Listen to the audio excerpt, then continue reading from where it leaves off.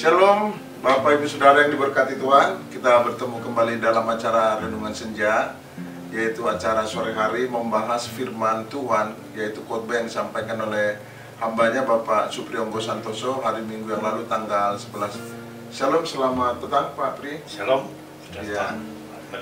Jadi hari Minggu yang lalu firman Tuhan yang disampaikan beliau dengan jelas adalah tentang Yohanes 8 ayat 32, yaitu kamu akan mengetahui kebenaran dan kamu akan hidup dan dimerdekakan oleh kebenaran itu.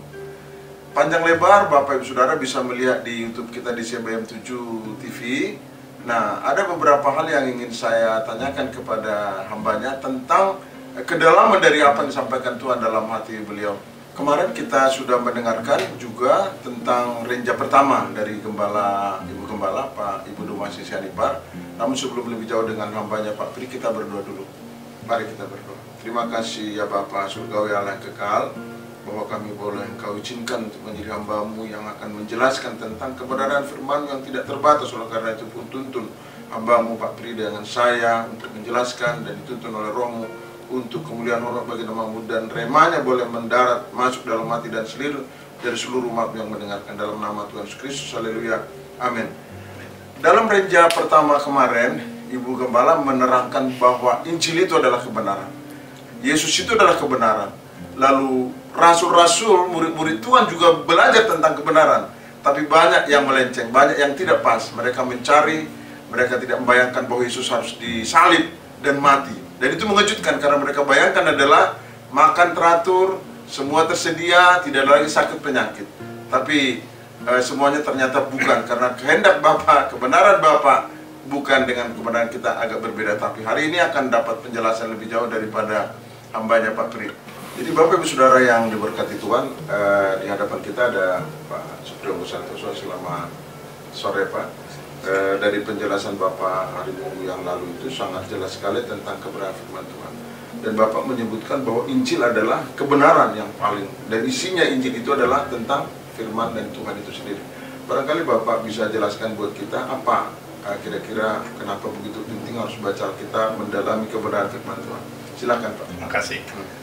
Kalau kita melihat Yohanes 1 ayat 1, ya, dikatakan pada mulanya adalah firman. Firman itu bersama-sama dengan Allah, dan firman itu adalah Allah. Jadi apa yang diucapkan Tuhan itu menyatakan kebenaran tentang dirinya sendiri. Jadi firman yang kemudian diejawantakan dalam Alkitab itu menyatakan kebenaran Tuhan sendiri. Dan kemarin disampaikan di Yohanes 1 ayat 14, firman itu telah menjadi manusia dan diam di antara kita, dan kita telah melihat kemuliaannya, yaitu kemuliaan yang diberikan kepadanya sebagai anak tunggal Bapa, penuh kasih karunia dan kebenaran. Jadi Tuhan Bapa itu sudah mengirim sebetulnya dirinya sendiri, karena Tuhan adalah satu, tapi sebagai anak, sebagai manusia, karena untuk membenarkan manusia, untuk menebus manusia, dia juga harus bertindak sebagai manusia, menderita sebagai manusia. Jadi tidak ada artinya kalau dia turut sebagai Tuhan yang tidak merasakan sakit, disalib, ya ketawa aja orang namanya Tuhan, ya kan? Tapi dia betul-betul merasakan sakit, karena intinya adalah kedatangan Yesus itu menebus, bukan hanya satu, semua umat. Jadi dia harus merasakan semua penderitaan yang diderita oleh manusia. Nah, dikatakan Tuhan menjelma sebagai Yesus itu untuk menceritakan apa yang harus dilakukan, memberi contoh ya, mulai dari lahir, walaupun dia lahirnya miskin, besarnya sebagai tukang kayu, juga dianggap kasta yang rendah di Israel, ya. Dan dia selama hidupnya dia menderita, hanya menolong orang, dia sendiri tidak memikirkan dirinya sendiri. Dia memberikan hidupnya bukan hanya sekedar tanggung jawab, kita bisa katakan berkorban, tapi dengan tidak rela hati. Seperti contohnya Spartacus juga disalib. Kenapa dia nggak jadi Yesus? Karena dia disalibnya itu karena dia memang memberontak dan disalib, dan tujuannya bukan untuk mungkin budak-budak, tapi dirinya sendiri. Jadi kebenarannya tidak ada, tapi Tuhan hidup menyatakan kebenaran Allah, dan itu dituangkan dalam Injil. Jadi kalau kita mau tahu siapa itu Allah, kita harus melihat apa yang dilakukan oleh Yesus. Yang di Alkitab. Ya, di Alkitab, yang ditulis di Alkitab. Jadi Alkitab itu firman. Jadi kalau kita membaca Alkitab, kita akan mengetahui siapa Yesus dan otomatis kita tahu siapa Elohim itu. Ya, dan tidak boleh sepotong-sepotong ini. Injil seluruhnya kenapa? Seperti kalau kita baca di Perjanjian Lama, waktu bertempur dengan orang Het, kamu harus membunuh semua orang Het. Anak kecil pun tidak boleh disisakan. Ya, mengapa kok Allah kejam? Ya. Tapi kalau nanti kita lanjutkan membaca terus di belakangnya ada alasannya. Yes. Ya, karena kalau seperti alang-alang dibabat ditinggal satu akan tumbuh menjadi lebih besar. Jadi harus dibabat semuanya supaya kebenaran itu tumbuh tanpa diganggu oleh itu lagi. Jadi intinya harus baca Alkitab penuh. Iya. Yes. Bapak Saudara yang diberkati Tuhan, kita sudah mendengarkan betapa Injil Alkitab yang cerita, yang isinya kisah tentang Tuhan yang menjelma menjadi manusia. Ini Alkitab baru sebahagian, saudara. Karena hari demi hari Tuhan bisa berbicara dalam berupa apa, tapi Alkitab ini menjelaskan. Nah, kita dikatakan dalam banyak harus membacanya hari demi hari. Kita punya kebiasaan, kita punya klub Alkitab, membaca Alkitab 3 pasal, 6 pasal, 9 pasal dalam sehari. Dalam 1 tahun kita bisa menyelesaikan 1 Alkitab. Kalau kita baca 3 pasal, kalau kita baca 6 pasal, kita bisa selesai dalam 5 bulan. Karena Bapa, Tuhan kita, Yesus Kristus dan Roh Kudus itu adalah yang maha besar. Jadi tidak cukup hanya dengan ini. Oleh karena itu, Allah yang tidak terbatas. Kita tidak bisa menyelami dengan otak yang sekecil ini dengan kemampuan manusia. Diperlukan, kemarin Bapak bercerita khotbah tentang pimpinan Roh Kudus.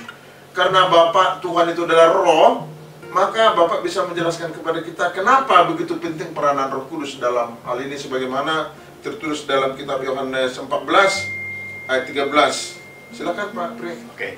Jadi seperti dikatakan, kalau kita hanya bisa diselamatkan kalau kita dibaptis oleh air dan oleh Roh Kudus. Amin. Ya. Karena apa? Waktu kita dibaptis oleh air itu artinya kita dibersihkan dari dosa-dosa kita. Tapi tubuh kita masih kosong dan dikembalikan ke tidak berdosa. Kalau kita tidak ditebus oleh Roh Kudus, kita akan kembali hidup kita yang lama, akan kotor lagi. Jadi percuma kalau dibaptis kemudian saudara kembali seperti katakan istilah babi, ya kan? Ya. Begitu dari kubangan dia akan lari karena memang tendensinya senang ke kubangan gitu kan. Nah, begitu dibaptiskan oleh air, Anda harus minta untuk dibaptiskan dengan Roh Kudus. Supaya apa? Diajarkan mengenai kebenaran tentang Allah. Tadi dibacakan salah satu cara pertama untuk mengenal Tuhan adalah membaca Alkitab. Di Alkitab tuh kalau dibaca penuh tuh banyak sekali dari segala aspek apa mengenai kebenaran yang disampaikan oleh Yesus. Bagaimana kita harus bertindak mengasihi dan disampaikan Yesus, walaupun kita menyerahkan tubuh kita ya untuk disalib seperti Yesus, menderita, memberikan harta milik kita, kalau tanpa kasih itu sia-sia. Yes. Kenapa demikian? Ya kan karena Tuhan sendiri adalah kasih. Nah, kalau kita membaca Alkitab, kita itu mengenal Tuhan seperti yang ditulis oleh rasulnya, memang mendapat wahyu dari Tuhan. Tapi tetap Alkitab itu barang apa tulisannya hanya sedikit. Ya, seringkali kita juga dipengaruhi oleh pikiran sendiri. Waktu kita baca Alkitab, kadang-kadang kalau kita menginginkan menjadi kaya, misalkan, wah, kamu akan diberkati, wah kita senang, ya kan? Jadi terpengaruh oleh kondisi kita. Amin. Ya, tapi dikatakan Allah itu roh, dan kita hanya bisa menyembahnya dalam roh juga. Amin. Tapi seperti sekarang saya, yang mungkin saya mengerti tahu Pak Gembala itu orang baik dari mana diceritakan, mungkin dari orang sekitar, tapi terbatas. Ya, saya tidak tahu apa yang dibalik hati Pak Gembala. Isinya, ya kan? Jadi sampai berapa jauh kedalaman Bapak dengan Tuhan, yang tahu Bapak sendiri. Ya, motifnya dan Tuhan yang tahu ya. Dan kalau saya mau tahu siapa yang bisa menceritakan tentang Bapak sendiri, ya Bapak. Saya jangan tanya ke itu Gembala, jangan tanya ke ya teman-temannya, karena akan salah. Bapak yang tahu sendiri. Saya Bapak itu sebenarnya orangnya bagaimana sih? Nah, baru benar kan? Ya, mengapa kita perlu Roh Kudus, Roh Tuhan? Kalau kita menggunakan roh kita sendiri yang juga kadang-kadang masih duniawi, kita akan salah juga interpretasi. Ya, contohnya kita seperti yang saya khotbahkan, Daud, ya, Daud diberitahu kamu akan diurapi menjadi raja. Kalau pikiran kita kan langsung urapi besok jadi raja. Ya kan, ini enggak, ternyata malah berubah tahun 13 tahun loh, sampai umur 13 tahun ya, dikejar-kejar, ya di gua, ya dibunuh, jadi hidupnya itu antara mati dan hidup. Iya. Nah, mengapa demikian? Kalau kita berpikir secara manusia, roh kita, wah ini Tuhan, iya, bener ini. Padahal sudah diurapi ya. Padahal sudah diurapi. Nabi Samuel ya. Ternyata di belakangnya setelah dia tuh kayak dicuci lah ya, dites betul-betul, diuji, setelah dia betul-betul bersih menjadi raja. Jadi ada proses ya. Ada proses dan waktunya adalah waktu Tuhan. Waktu Tuhan. Iya. Nah itu begitu, yang tahu siapa? Hanya Tuhan. Iya. Makanya jadi nggak boleh nyerah Pak ya? Nggak boleh. Makanya kita kalau kita hanya membaca, oke, dibaptis air, kita berusaha sendiri, baik. Tapi kadang-kadang kita akan kecewa karena kita menginterpretasikan Tuhan dari apa yang kita lihat. Tapi kalau kita minta Roh Kudus, ya dikatakan mintalah Roh kebenaran.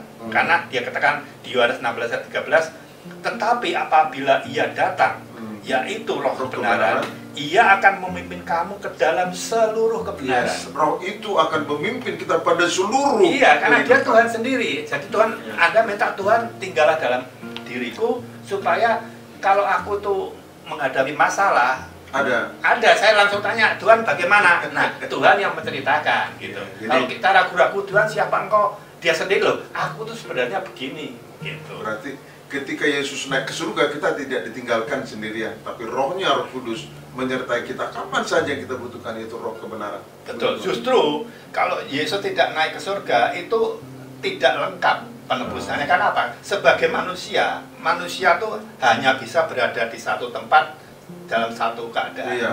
Yesus kalau Yesus sama kita, dia tidak ada bisa di tempat lain. Tapi Roh itu seperti ada di mana-mana. Ada di mana, seperti udara. Ada di mana-mana. Yes. Itulah sebabnya dia harus naik supaya semua orang bisa kebahagiaan. Iya. Jadi mau di dasar laut, di gunung, di mana-mana, Roh itu ada. Iya, jadi luar biasa, saudara. Jangan gitu, sabar, semua pasti kebahagiaan. Iya, ini terima kasih Pak Pri, ini luar biasa Bapak Saudara ya. Dengan membaca Alkitab dituntun oleh Roh Kudus. Karena Allah Bapa, Yesus, Anak itu tidak terbatas. Oleh itu hanya Roh Kudus yang bisa memberi kelengkapan apa yang harus kita lakukan, yaitu Roh kebenaran. Makanya ketika disampaikan akan memimpin kamu ke dalam seluruh kebenaran. Karena Tuhan sendiri sebagai Roh Kudus tinggal dalam kita, sehingga seluruh kebenaran Tuhan sebenarnya sudah ada di dalam diri kita. Cuma kita hanya perlu bertanya. Bapak sudah diberkati Tuhan. Luar biasa firman Tuhan yang kita bahas, firman yang hari Minggu, hari ini kita bahas renja kedua, dan nanti kita lanjutkan renja ketiga. Intinya bahwa tanpa Roh Kudus, karena kalau kita baca Alkitab kita bisa ngantuk, bisa kita tersesat kalau tidak dituntun oleh Roh Kudus. Kenapa? Karena Roh Kuduslah yang mengetahui, dan Dia adalah kebenaran sebagaimana dikatakan Yohanes 16 tadi. Lalu yang terakhir adalah barangkali dari Pak Pri sebagai penutup di renja kedua kita. Bapak mohon penjelasan, karena sedikit kita semua belajar Alkitab. Alkitab ini ada namanya eksegesi, ada namanya konteksnya, ada nama, jadi memang kita belajar untuk lebih jauh. Namun ketika kita membaca dengan tuntunan Roh Kudus, Bapak Ibu Saudara akan berkati. Barangkali ada kata closing statement bagaimana yang harus kita lakukan. Silakan Pak. Oke, seperti yang saya sampaikan dalam hari Minggu kemarin. Kalau kita mencari barang, begitu kita menemukan barang itu kita akan berhenti. Selesai. Ya. Kalau Anda mencari Tuhan, begitu ketemu siapa Tuhan, itu sebenarnya yang ditemukan tuh hanya sebagian kecil dari Tuhan. Iya. Ya. Yang tak terbatas. Ya. Dan Anda akan tertarik nanti. Apakah cuma ini Tuhan itu? Yes. Nanti semakin Anda mencari, semakin ingin dapat lagi, semakin dapat, tidak ada selesainya. Tidak ada selesainya. Makanya perlu Roh Kudus supaya melengkapi supaya menceritakan keadaan Tuhan yang sebenarnya bagaimana. Dan semakin kita tahu betapa maha kasih Tuhan kita, semakin Anda akan seperti Paulus katakan, aku meninggalkan semuanya demi Yesus yang lebih berharga dari apapun. Percayalah, kalau Anda sudah menemukan Tuhan, saya sudah menemukannya, dan saya rela meninggalkan semuanya selama Tuhan berkenan. Luar biasa ya. Jadi saya menangkap Bapak Saudara, rasul-rasul Tuhan itu dulunya adalah salah satu adalah penangkap ikan. Setelah dia menangkap dan ketemu dengan kebenaran yang disampaikan nambahnya, dia tinggalkan bahkan mati. Tidak normal. Disalibkan, terbalik, diseret. Mereka tetap mengatakan Yesus adalah Tuhan dan Juru Selamat, penyelamat umat manusia. Siapapun, apapun agamanya, apapun sukunya, apapun bangsanya, keselamatan dari Tuhan itu adalah menyeluruh tanpa pandang suku dan lain-lain. Oleh karena itu, sekali lagi terima kasih Pak Pri. Ini tantangan buat kita. Pilih mau baca Alkitab, tuntun Roh Kudus, lalu saudara pasti diberkati. Amin. Amin. Ada lagi Pak Pri? Cukup saat ini. Oleh karena itu terima kasih kepada Tuhan. Kita berdoa menutup acara kita Renja kedua hari ini. Bapak Surgawi Allah kekal, terima kasih kami boleh Engkau izinkan menyampaikan kebenaran tentang Engkau, tentang Roh Kudus, tentang apa yang kami perbuat yang Engkau katakan tidak terbatas dengan Engkau, tapi Engkau dengan kuasa Roh Kudus telah memimpin kami dan berkati hamba-Mu Pak Prionggo, usahanya dan seluruh keluarganya.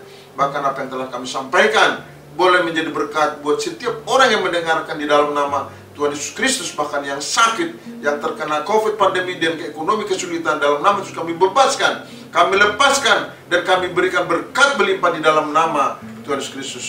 Segala puji dan hormat bagimu. Di dalam nama Tuhan Yesus Kristus kami berucapkan syukur.